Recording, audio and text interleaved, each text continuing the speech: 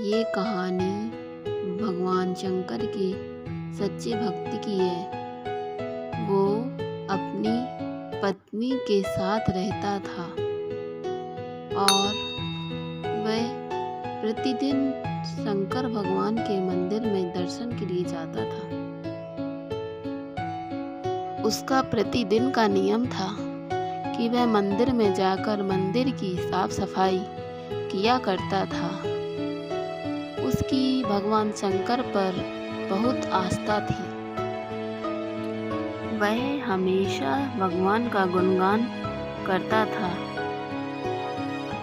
वह अपनी पूजा हर रोज करता था। उसे भगवान के साथ वक्त बिताना बहुत अच्छा लगता था। उसी के नगर में एक सेठ जी रहते थे। एक दिन वह पूजा करने के लिए कार से शिव मंदिर पहुंचे। शिव मंदिर में पहुंचकर उन्होंने अपनी पूजा अर्चना की। सेठ बहुत धनी थे। पूजा करने के बाद उन्होंने गरीबों को प्रसाद स्वरूप धन दान किया। धन दान करने के बाद जैसे ही सेठ वहां से निकलने लगते हैं तो वह भक्त सेठ से टकरा जाता है और सेठ की हीरे की अंगूठी नीचे गिर जाती है। सेठ को याद ही नहीं रहता कि उसकी अंगूठी नीचे गिर जाती है। मंदिर के सीढ़ियों से नीचे उतरने के बाद सेठ को इस बात का पता चलता है कि उसकी हीरे की अंगूठी गायब है। सेठ वापस आके अपनी अंगूठी ढूंढता है लेकिन उसे नहीं मिलती।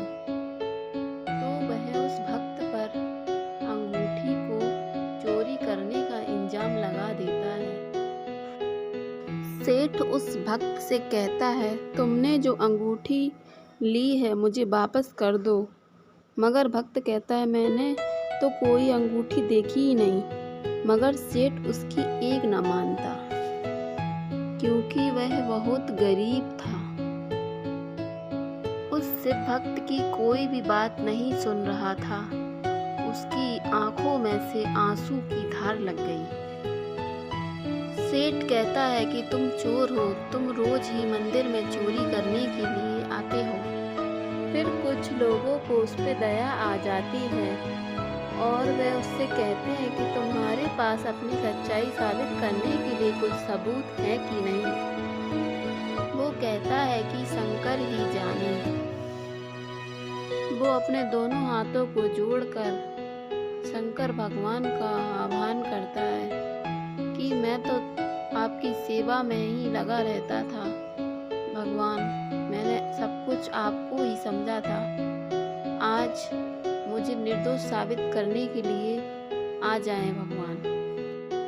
शंकर भगवान बहुत दयालु हैं। अपने भक्त को संकट में देखकर भगवान तुरंत प्रकट हो गए और सेठ से कहा, ये मेरा सच्चा भक्त है।